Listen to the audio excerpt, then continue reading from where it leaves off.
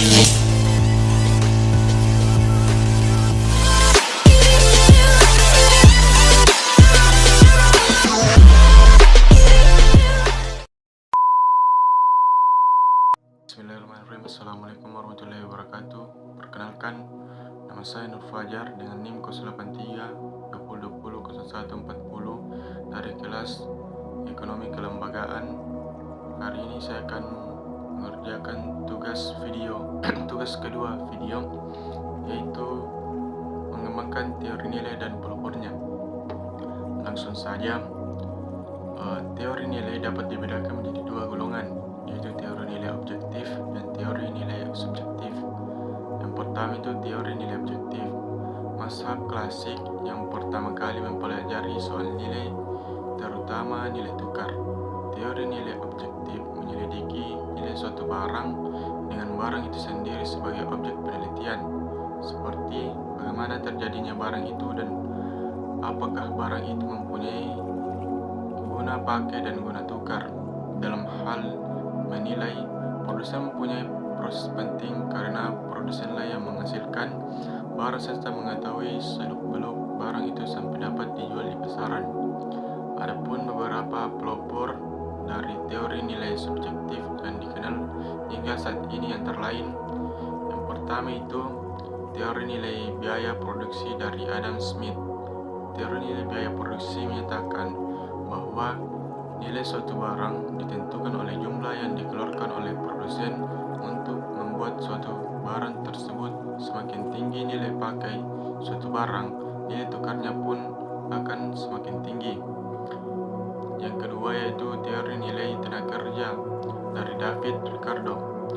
Teori nilai kerja menyatakan bahwa nilai suatu barang ditentukan oleh jumlah biaya tenaga kerja yang diperlukan untuk menghasilkan suatu barang tersebut. Ricardo membedakan barang menjadi dua golongan, yaitu barang yang tidak mungkin diganti dan diperbanyak. Yang kedua itu barang yang mudah diperbanyak. Yang ketiga itu teori nilai tenaga kerja rata-rata masyarakat atau teori nilai dari Karl Marx. Dalam teori nilai lebih berpendapat bahwa upah yang diberikan kepada buruh tidak sesuai dengan harga barang yang dijual, sehingga terjadinya pemerasan terhadap buruh. Laba yang diterima pengusaha didapat dari selisih nilai jual dengan biaya produksi yang rendah, karena pemasaran terhadap buruh tersebut nilai lebih. Oleh karena itu, teori ini tersebut teori nilai lebih. Tenaga kerja mempunyai nilai tukar dan nilai pakai bagi pengusaha. Dalam hal ini, pengusaha harus membayar nilai tukar untuk mendapatkan nilai pakainya. Kelebihan nilai pakai atau nilai tukar inilah yang disebut nilai lebih. Dan yang keempat yaitu teori nilai biaya reproduksi dari Kaffer.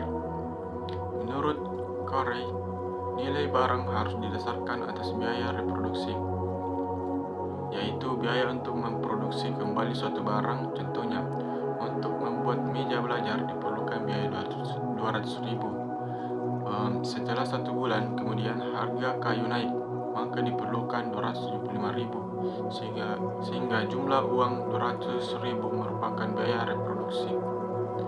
Yang kelima itu teori nilai pasar dan Human dan Jones Loop. Nilai ini juga dapat disebut market value theory. Menurut teori ini, nilai suatu barang bergantung pada permintaan dan penawaran barang di pasar. Jika penawaran lebih besar daripada permintaan, maka nilai barang akan turun. Sebaliknya, jika permintaan lebih besar daripada penawaran, karena nilai barang akan naik. Dan kedua yaitu teori nilai subjektif.